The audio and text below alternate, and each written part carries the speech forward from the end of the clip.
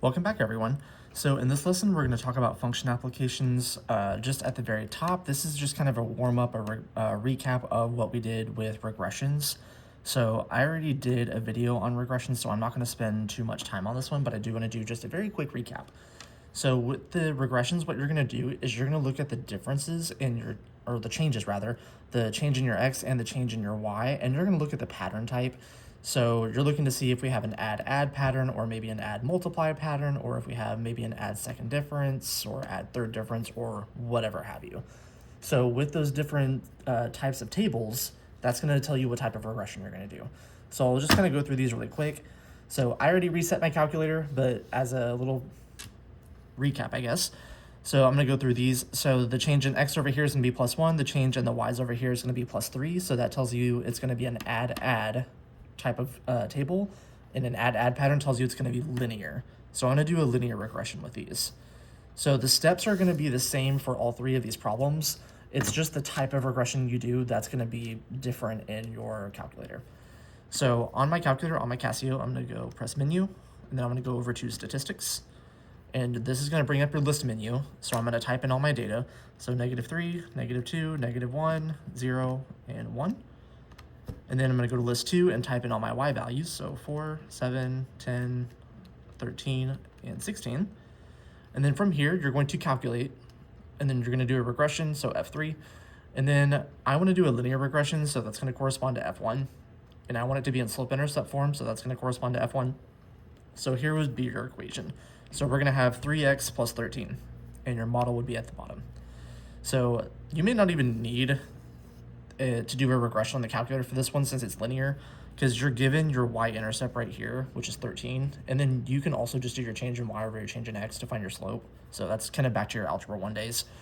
And then over here with these two, I'll kind of go ahead and tell you the number 2 is going to be quadratic when you get a second difference, and then number 3 over here is going to be cubic when you do a third difference. So I'll kind of let you guys try those on your own, but I'm going to go ahead and just dive right into function applications. So we're going to look at this very first one. So a deck is placed around a rectangular pool. The length of the pool is 3 times the width. The deck will be 2 feet wide along the length of the pool and 3 feet wide on either end. So part A is you're just going to create a sketch to actually write what this looks like. So I'm going to put this off to the side so to have a clean sheet of paper. So I'm going to start off with just a rough sketch of a pool, emphasis on rough, and then around the pool, I'm going to have some sort of deck. Now, of course, because I'm hand drawing this is not going to be to scale by any means. So this right here is going to be the deck that surrounds the pool. So based on the description, the length of the pool is 3 times the width. So the length of the pool is 3 times the width. And because we're writing it in terms of the width, that means this side over here would just be written as W. And then they also tell you the deck will be 2 feet wide along the length of the pool. So along the length of the pool, so along this side, it's going to be 2 feet from the edge of the deck to the edge of the pool. So this distance here on both sides is going to be 2 feet. And then they also tell you the length of the pool, nope, not that. And then on the other side is going to be 3 feet wide on either end. So that tells you this length here will be 3 feet, and then this length here is also going to be 3 feet, which of course not drawn to scale, but at least it gives you an idea. So this is going to be part A, where we're just going to model what a sketch looks like. And then part B, so I'll bring this back over here. So you're going to write a quadratic polynomial to model the total area of the pool and the deck. So we want the entire shape here. And then we want it in terms of the length. Now that's the crucial part right here, is that we want it in terms of the length. Over here, when you look at the values, these are in terms of the width. So if I rewrite, I'm going to have the length is equal to 3 times the width. And what I'm going to do is I'm just going to divide both sides by 3. So that tells me the width is going to be equal to 1/3 of the length. So this would be writing it in terms of the length. So what I'm going to do is I actually want to redraw the pool over here And then I know the width is going to be 1/3 of the length. And then this up here, the length would just be modeled by the length. And then around, we're still gonna have the same dimensions over here. So it's still gonna be 2 feet, 2 feet, and then 3 feet on either end. So now I want to model the area, but referencing it in terms of the length, not the width. So over here, this is going to be the image I want to reference because we want to write it in terms of the length. So if I'm looking at the area of this rectangle, hopefully we know the area is just going to be the length times the width. But I want the area of the full diagram here. So the length of the pool plus the lengths of the deck part on each side.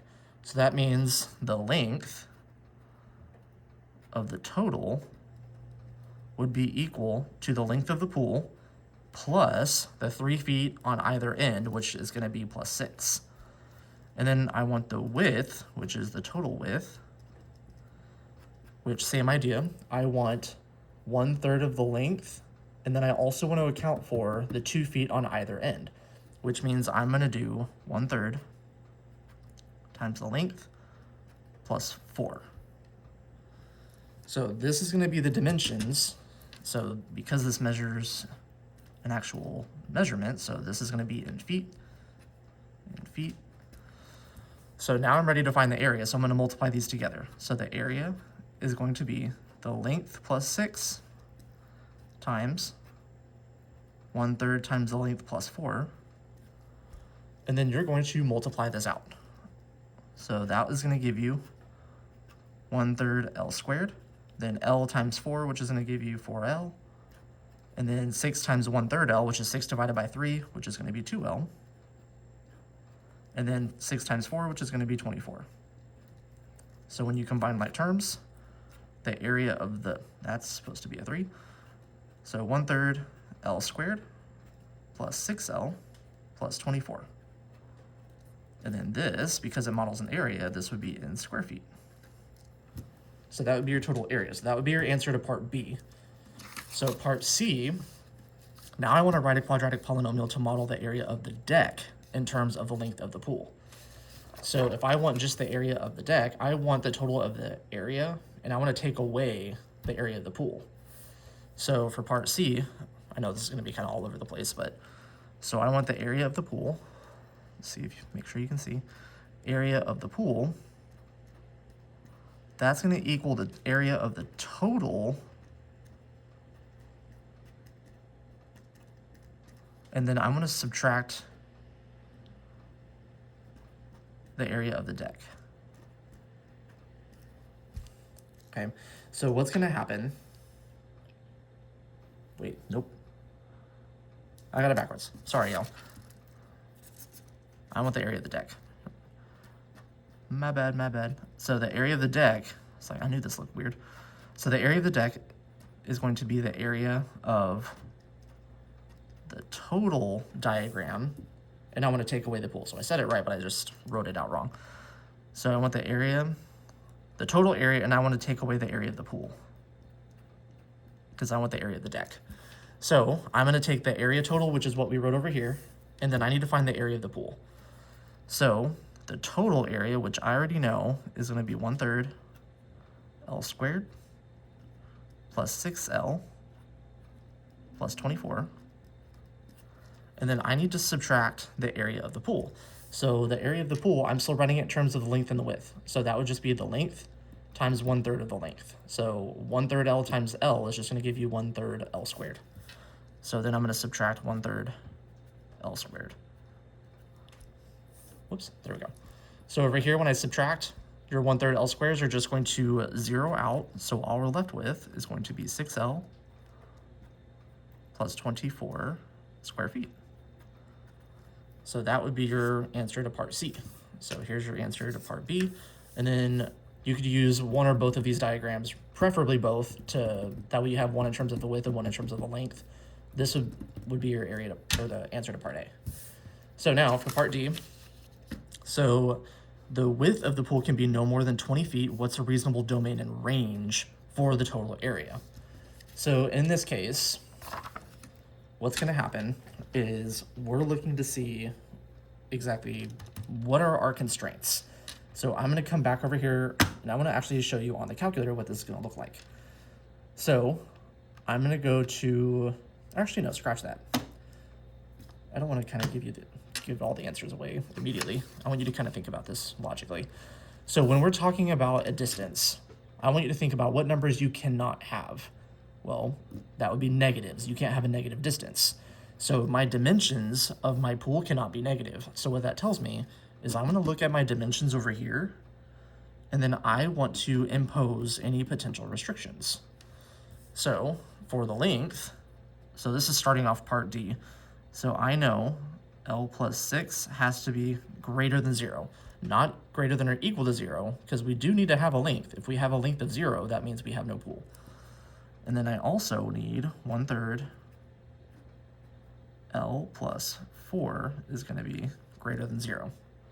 So when I look at these, both of these are just going to say that it has to be bigger than a negative number. So this doesn't do me a lot of good, but you will need to do these types of checks on other problems. So we're going to have the length has to be greater than -6, which has to be bigger than 0 anyways. And then 1/3 L has to be bigger than -4. When you multiply by 3 on both sides, the length has to be bigger than -12. So this doesn't really tell us much, but you are going to have to do something like this on some problems. So now we're going to look back at this more in detail. So the width of the pool can be no more than 20 feet. So if they're saying the width can be no more than 20 feet, we're looking at potential restrictions. But keep in mind, the problems up here and the equations written, these are written in terms of the length. But what I do know is that the width, or the length rather, the length is 3 times the width. So if I know I can have a width that's no more than 20, that tells me the length would be 3 times the width, which means the length can be no more than 60. So if I were to plug in 60, what's going to happen?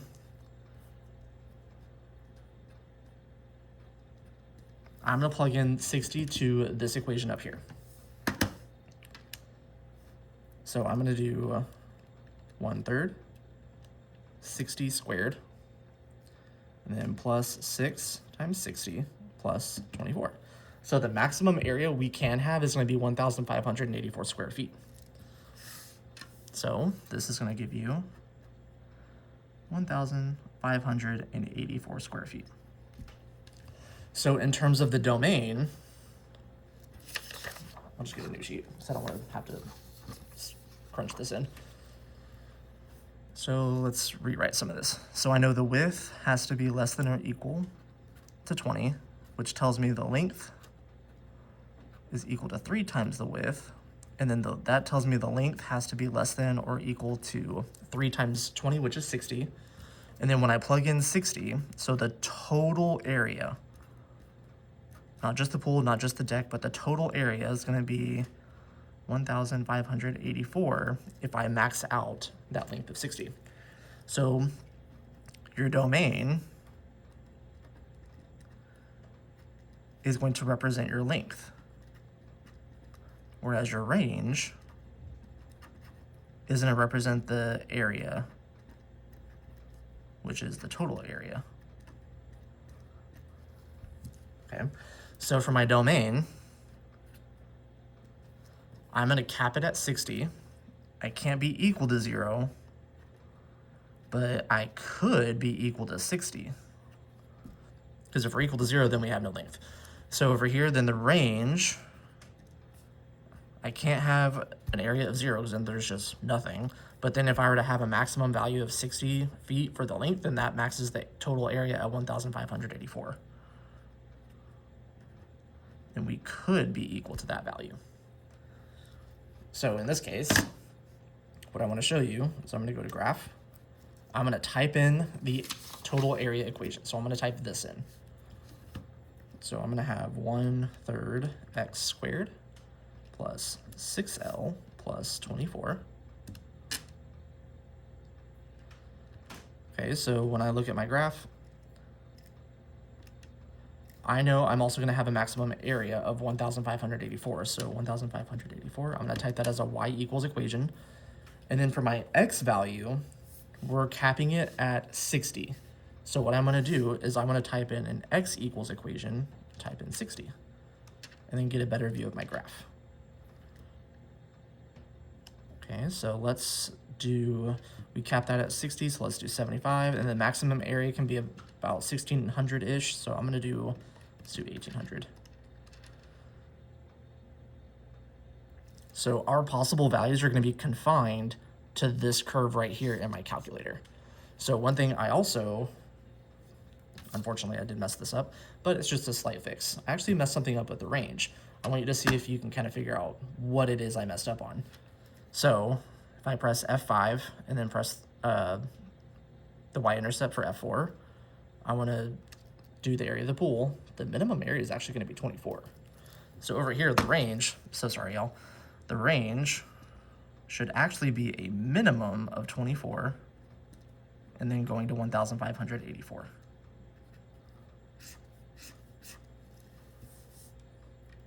Okay.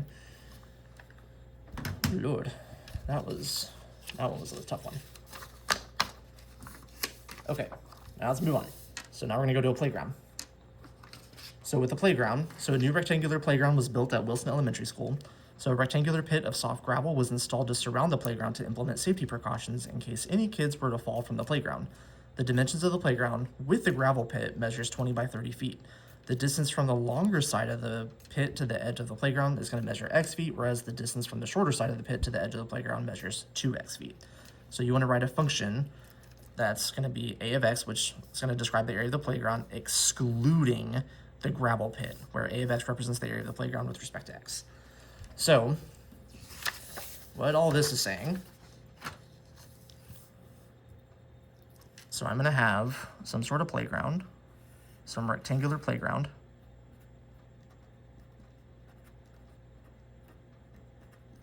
And then I'm gonna have some gravel pit that's gonna be installed around it. So the total area, or not area, the total dimensions of this entire little property here is gonna be 30 by 20. This is gonna be feet, of course. So because we're talking about actual dimensions and distances, you wanna include your units. Okay, and then from the playground, the longer side of the pit to the playground, so the longer side of the pit to the playground, that's gonna measure, I keep losing my spot. It's gonna measure x feet. So this distance right here is gonna measure x feet, whereas this distance is also gonna be x feet. So once again, not gonna be drawn to scale.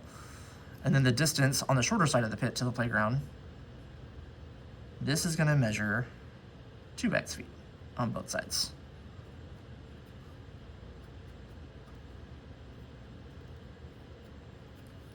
So I want to find the area of just the playground. So that's going to be my a of x.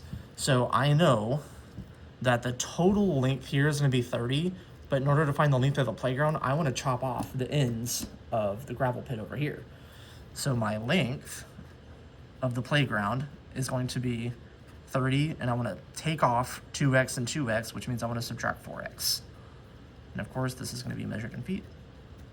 And then the width of said playground, now I'm looking at it from this point, so I have a total width of 20 feet, and I'm gonna chop off x and x on both ends. So this is gonna be 20 minus 2x feet.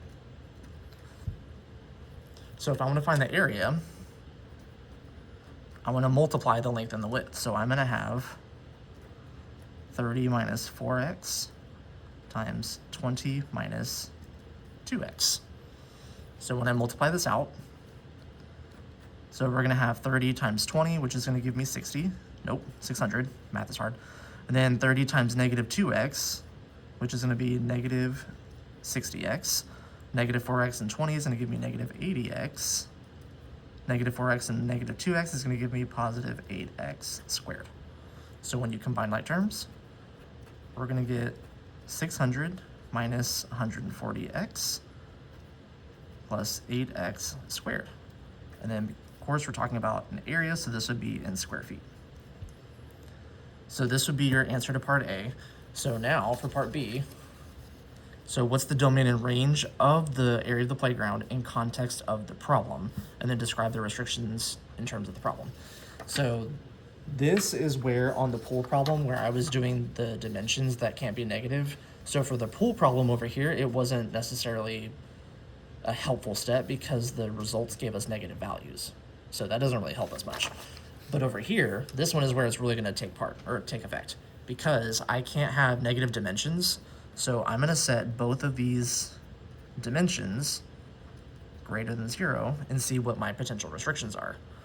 So 30 minus 4x, I'm going to add my 4x on both sides. So 30 is greater than 4x.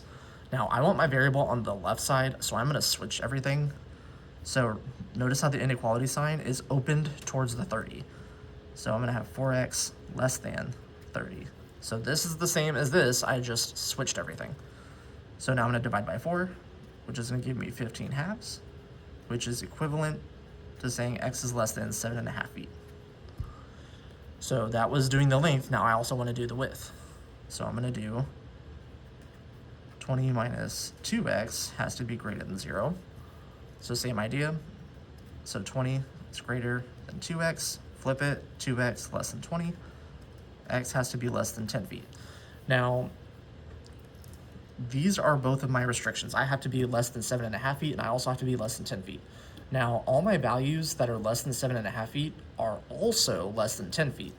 So this restriction here is taken care of with the 7.5 feet right here. So this is really my big restriction right here. So what this tells me is my domain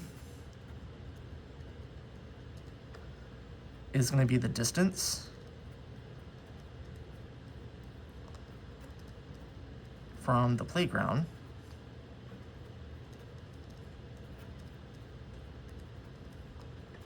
to the gravel pit.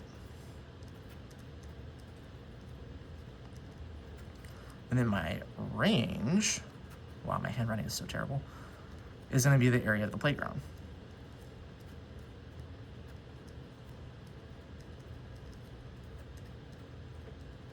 Now, one thing I want to reiterate here, when we're looking at the domain and range of this problem in particularly, we're looking at the possible values.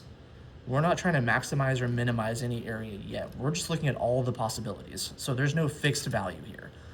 So when I look at the values, so I know my domain, it has to be between 0 and 7.5. So we can't have a distance of anything more than 7.5 feet. Because if I were to take the 7.5 feet and I plug it in over here, that means I would maximize this distance, and that means my playground would just be non-existent. So what that means is if I have a domain value of 7.5, that means I'm all pit and no playground. Which, that's no fun. But if that distance is 0, then what that tells me is I'm all playground. And you know what I mean. All playground and no pit. So that's what I mean by you want to describe like what the domain and range is telling you. And then for the range, if I look at the total property up here, we're looking at the total range. We're looking at the area. So if I'm confined to a 30 by 20 space, the maximum area I can be is 600. But if I maximize this x value and I don't have a playground, that means my smallest area would be 0.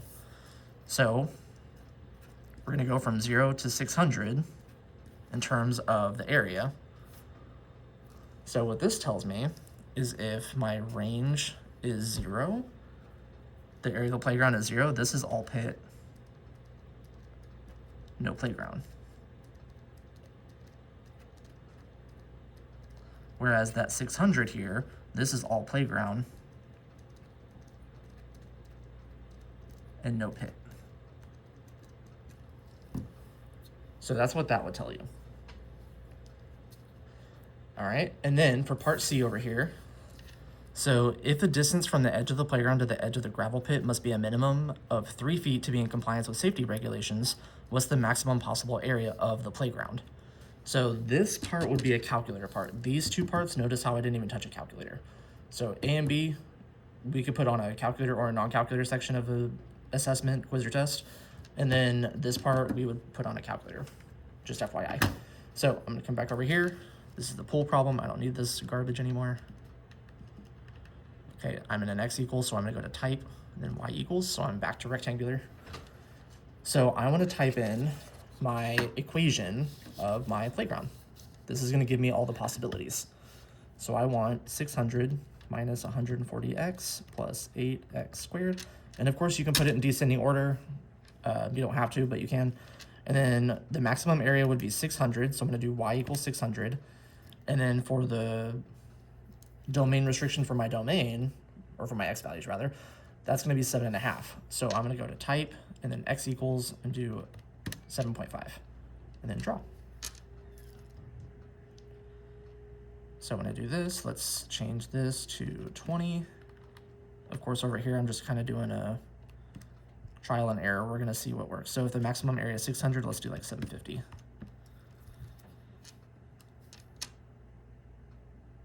Yep, here we go. So everything confined to this quadrant 1 space right here, these are gonna represent all my possible values for my area of the playground. So notice how my x value, as the x value is increasing, as this distance over here increases, the area of the playground is going to decrease, which means this is going to just get smaller and smaller and smaller. So I specifically want to know if that x value has to be a minimum of 3 feet, what could be the maximum area of the playground? So I'm going to do a y-cal. So I'm going to press F5, F6. I'm going to do a y-cal, so F1. And I want to do it with the area of the playground. And then I want to know what would be the area of the playground if that distance has to be 3 feet, which means we would get 252 square feet. So that would be your answer to part C.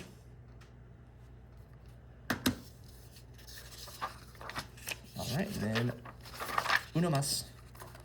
So I'm going to do this one entirely in the calculator. I'm not going to write a whole lot down for this one. I'll let you write down what you see fit. So for this one, so a portion of a roller coaster can be modeled by a cubic polynomial for the first 10 seconds. So notice how they're already telling you it's cubic and they say for the first 10 seconds. And then you're gonna use the time t in seconds and height h in feet to compute a cubic regression. So we even tell you we're gonna do a cubic regression. See how nice we are? And then that's gonna model the height of the roller coaster. So we give you the data over here, and then we give you a table over here where you're gonna plot these points. So if I look at my table over here, or my graph rather, I am going to implement a scale, which they kind of already have one for the x-axis. So that's going to count by 2s. So this would be 4, 6, 8, 10. And then my y-axis, it looks like we kind of count by 4s. So when I count by 4, 8, 12, 16, 20, 24, and then this should actually be 28. So I don't know what kind of scale they did, but anyways, it's okay. So I'm going to plot the point 0, 0, and then 2, 22, which is going to be about halfway between 20 and 24. 4, 23 is going to be slightly above. 6, 6 is going to be halfway between 4 and 8. And then 8, 2 is going to be right there. And then 10, 17, which is slightly above 16. So your equation, if I were to just kind of guess and draw it by hand, it's going to look something like that. But of course, drawing it by hand is never going to be as good as doing it with technology. So what I'm going to do is, this is kind of a recap of doing your regression from the beginning. So I'm going to delete all this data from the very first problem, and I'm going to input my x and y values. So we're going to have 0, 2, 4, 6, 8, and 10. And then 0, 22, 23, 6, 2, and 17. And calculate. Actually, no. Scratch that. I want to show you a picture first. So I'm actually going to go to graph instead of calculate. So press F1 and F1 again, and your calculator will actually give you a visual of what these points look like when they're plotted. The calculator's a little dirty. Whoopsies.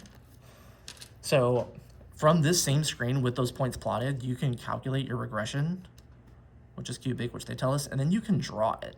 So if I press draw, you can see what your equation looks like with those points plotted. So this is a really nice feature on the Casios. Okay, and then when I press the cubic regression again, notice how your calculator says copy. So I'm going to press F5, and I'm going to copy this into my y equals equation. So it doesn't matter where you copy it into, you're just going to pick an open slot, press enter, and then when I go down to graph, it'll be right there waiting for you wherever you copied it. So I don't need these anymore, so I'm actually just going to toggle them off. So if you see where it says select in F1, notice how these equal signs are highlighted. If I press F1, the highlighting turns off, and it just toggles that graph off. So then I'm going to come down here, toggle those off, but then notice how it's toggled off by default. So you have to press select to turn it on and then draw it. So here's your graph. So with that, I'm going to use this graph, and we're going to use the model to predict the height of the roller coaster when t is equal to 7. So if I want to predict the height, then that means I'm doing a y-cal.